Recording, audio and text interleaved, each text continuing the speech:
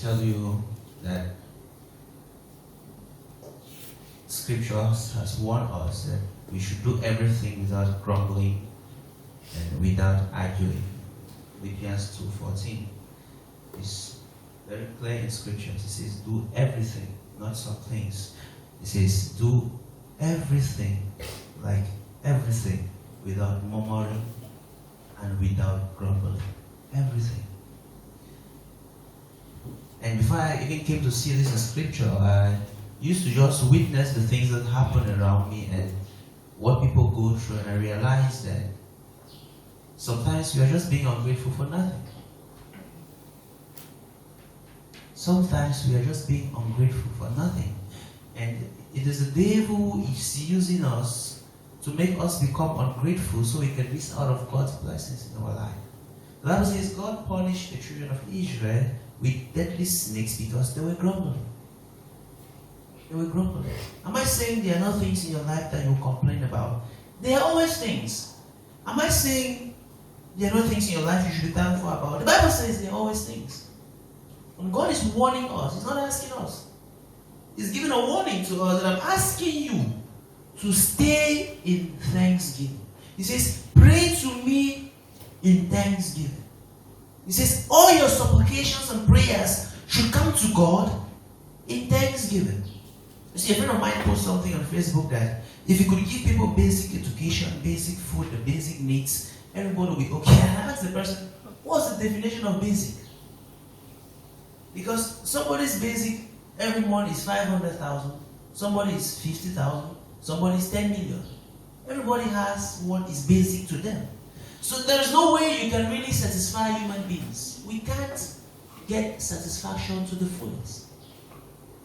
Our desires are unlimited. You see, I do not appreciate the fact that we have 24 hours light in Cameroon until I spoke to a Nigerian who told me that I just wish we had light like you guys have in Cameroon. Like all of us will be successful. That's what he said. He's a student. He said, I just wish our lights could be consistent like the consistent light supply you have in Cameroon. He says, with that alone, that's all we need in Nigeria. Consistent light. That's what they use in Nigeria say. That what they need is consistent light and they'll succeed. You say, no, it's the government. But even in America, people don't have jobs. We should learn to stop complaining. In whatever situation we are facing, we should thank God. You're complaining you have just 1, 2 shoes and so on and so forth. What about those who don't have at all? What about them?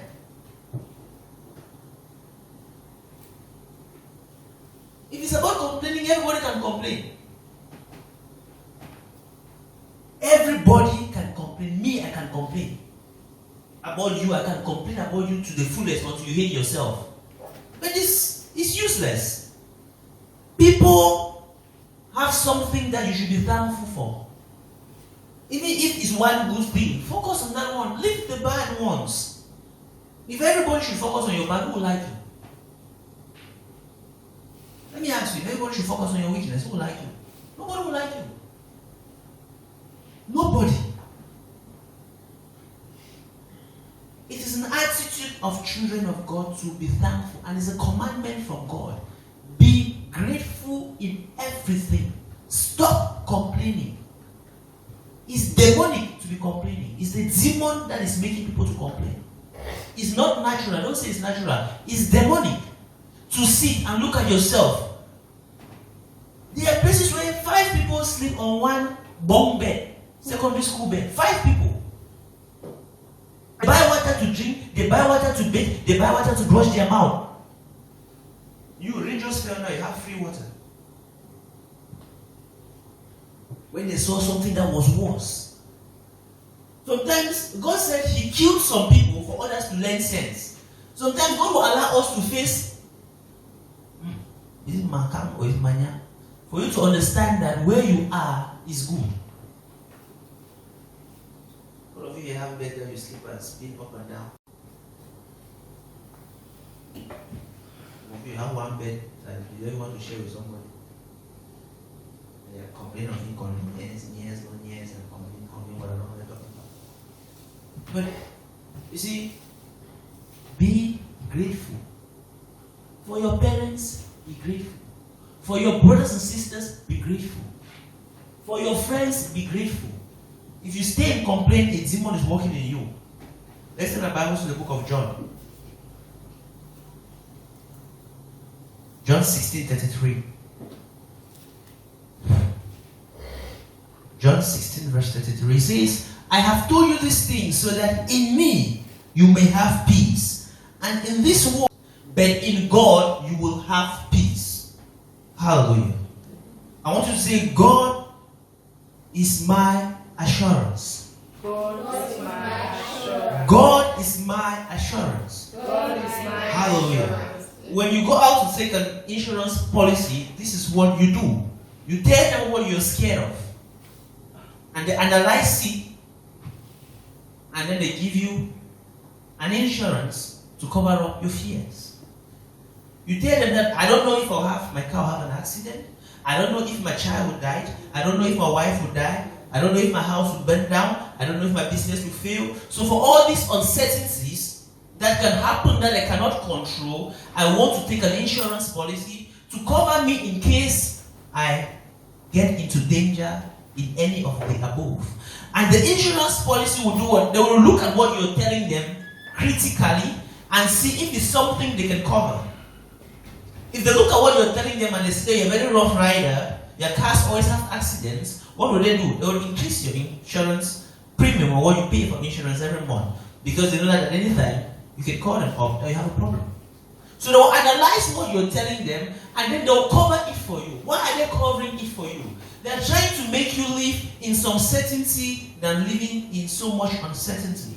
Because now you sit and if they steal your car, you will not be so worried. You go back to the insurance and tell them my car is stolen, and what do?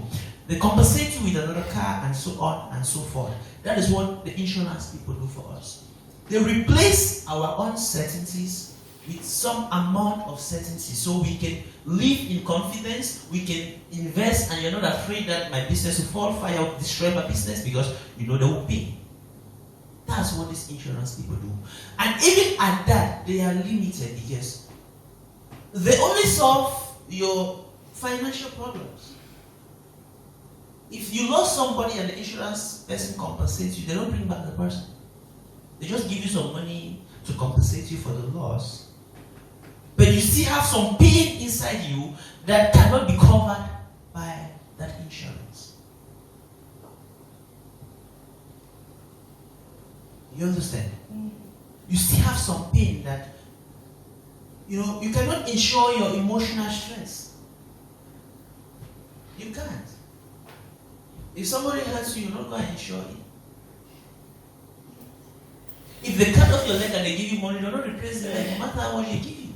There are people who had an accident and the insurance company paid them. They took enough money, built a lot of houses, but they are lame. They are cripples. Because I have overcome the world. Is that good enough?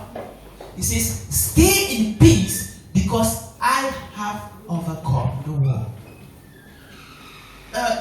I don't know, but we all have fears. Do you have a fear? Do you have a fear?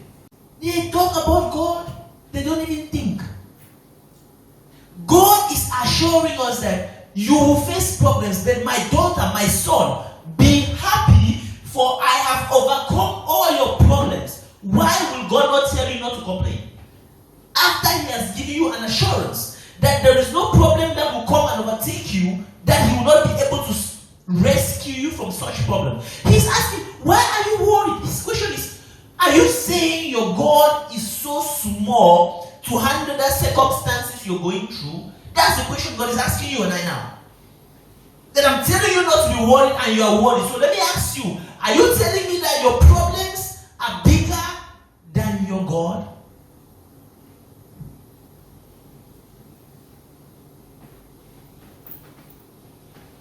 Is that what you're telling God?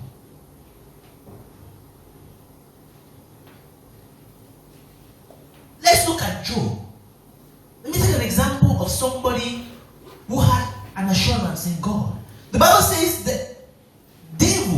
of God that we cannot touch Job because you have protected everything he has. And God said, okay, I will remove my hands. I won't protect everything about him. Go and take it. And the devil took everything from him. And he was speaking for a lot of chapters. And God didn't talk to Job. He complained, his friends complained. They did everything they were doing. They tried to find out what the problem was. They were not seeing the problem. So people said, Job, you're having a problem because you're a sinner, and so on and so forth. Job said, I'm not a sinner, even if I'm a sinner. No, they tried to find out what was the problem that made Job to be suffering. And God came finally and asked them, that Job, why are you complaining? Look at Job inside sickness. He did not commit any wrong, yet he lost everything he had. And Job is angry, and God is asking him, Job, you want to make yourself look okay and make me look bad. Because when you start saying now that, why am I facing what I'm facing? You are saying that you are so good to face what you're facing. So definitely it's God who has a problem. So God is asking Job, are you telling me that I'm wrong and you are right? Say, Job, answer me. Because I hear you keep saying, what have I done to face this thing? Who do you want to face what you are facing? What did Jesus do for them to kill him? I'm asking you, what did Jesus do? Why did we kill him? We killed him. What did he do? And you are asking, why am I facing what I'm facing? Who do you want to face what you are facing? When you are enjoying, who is enjoying? I don't hear anybody say, what am I enjoying, what I'm enjoying? What am I facing, what I'm facing? Who do you want to face? Me, I should face your problems. We are stronger than we think. And Job was there. Then God came to him and said, Job, I didn't come to beg you. I didn't come to beg you. I came to tell you, stand up on your feet and stop complaining. And what did God do to Job? The Lord, in Job 42:10, the Bible says, after Job prayed for his friends, God restored his fortunes. In fact, the Lord gave him twice as much as what he had before. If your car of 5,000 or 5 million is destroyed, the insurance, they have to find out to make sure that you do not commit any wrong in that car. Maybe you did not drive well, maybe you were sleepy. They have to make sure that you had no fault before they even think of paying something equal to that value. But God doesn't pay the value of our loss. He pays a value that wipes away the loss and balance your mental problem that was as a result of the loss. He didn't give Job what Job lost. The Bible said for everything Job lost, God gave him twice. God's own way of covering up our loss is so great that it goes beyond the physical thing that we lost and goes into our emotions to fix them. So now, this is Job who lost his children. The insurance will pay you money to bury them. God gave him back children. He says, so the Lord blessed Job in the second half of his life, even more than the beginning of his life. For he had 14,000 sheep, 6,000 camels, 1,000 team of oxen, and 1,000 female donkeys. He also gave Job 7 more sons and 3 more daughters. Hear the beautiful part about the thing. He says, in all the land, no women were as lovely as the daughters of Job. So the kids God gave him now were more beautiful than the kids he even lost. Somebody said, psychologically, it's not easy that you can lose your child and they give you another child that will cover up the loss of your child. You understand? Of course, it's true. When you lost people, you have lived with them for so long that you miss them. So it's not easy for you to replace that. You get my point, that connectivity. But God has a way of doing that. God can replace a lost child in a way that you forget that you lost the child. That's why He's God.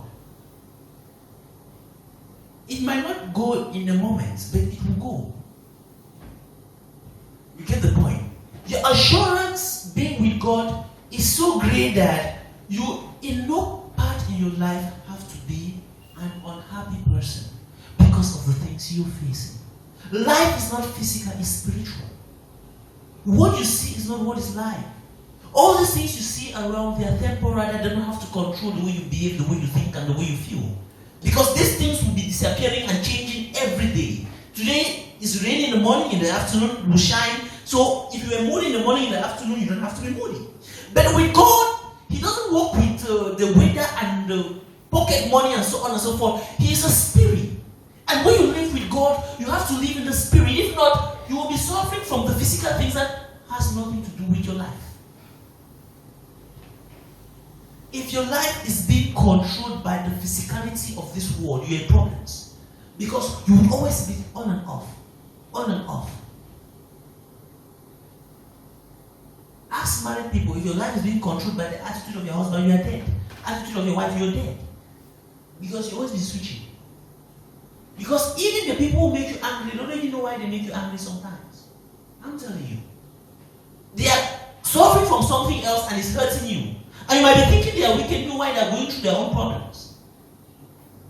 But God is saying, your life should not be dictated by the things that are happening around. Because those things are troublesome. God has told you there is trouble in the world. But you will not have peace looking into those things. Your peace comes from being able to keep your connectivity with God in the spiritual. Job is being restored more than everything he lost. And the disciple asked Jesus, he says, God, what shall we gain for following you? Job was being faithful to God, you know. He was following God. His wife abandoned him. Everybody abandoned him. But he was following God. And Jesus told his disciples that you would gain what you lost 10 times here and life after. And we see Job, what he lost for being faithful to God was restored to him in this life. And he still has eternal life with God. There is no losses business in serving God. There is no losses business in trusting God. There is no losses business in being godly.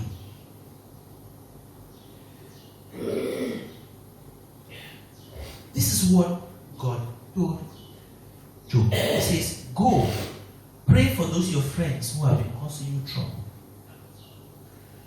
His friends were causing him trouble. They told him, you're a sinner, that's why you're going through what you're going through. God told him, go and pray for your friends who are causing you trouble. And he obeyed, and after his restoration came.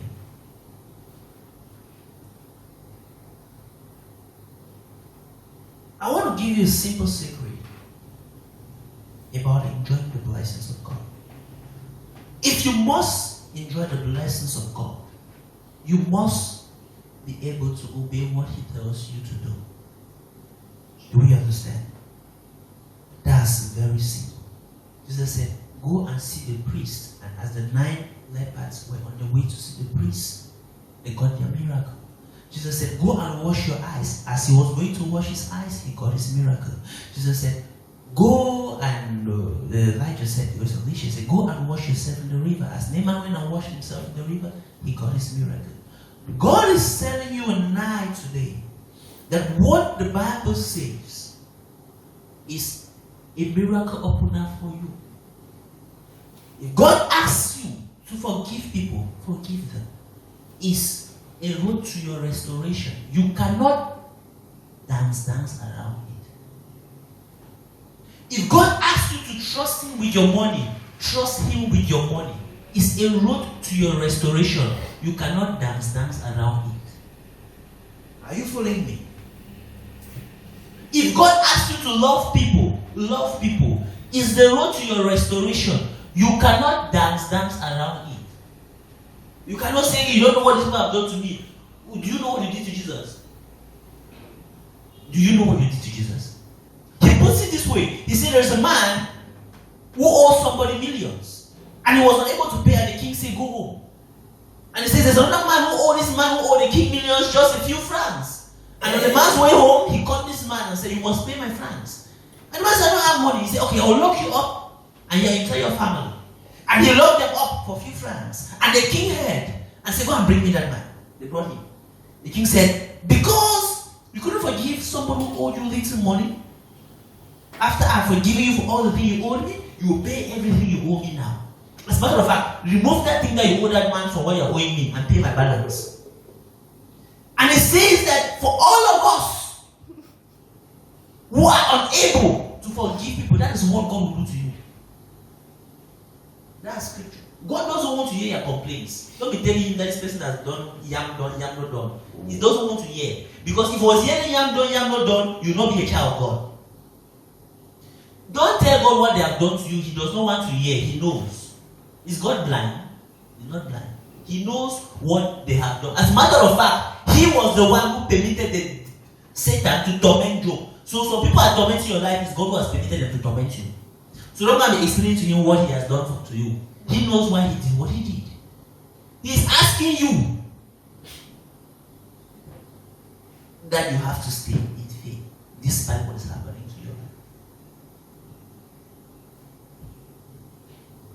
And I'll be honest with you, when you live like that, you're a happy person. You see, I did a job for somebody, a very clean job, no mistake. And because of some misunderstanding, the person insulted my entire family. He insulted even the people my grandfather who is dead. On WhatsApp. Insulted me on C, put full stop. And after 3 months, the person realized that everything the person was accusing me of was wrong. The person came after the last insult. I said, Pastor, good evening. Because I know the person came after the last insult. I said, Pastor, it's good morning, good evening. And we started talking again till today. We are not talking about what happened that time till now. I could have been angry against the person because I was innocent. Honestly, I was innocent. But I let those things go because I want to be happy. You won't control what people say about you. Let me tell you that. And don't blame them because where they are, maybe from what they are seeing around them and from what they have heard, they have the right to say what they are saying. It's only God who is the right judge of this world because he talks seeing everything at once. But if you're in Gabon, I'm in Cameroon, and you're saying something, are you in Cameroon? You're not. Am I in Gabon? No. So I'm not facing what you're facing, you're not facing what I'm saying. So both of us are right, but in our own ways. So people can say what they want to say about you, people can categorize you in any manner, but that should not take away your ability to stay happy and stop grumbling.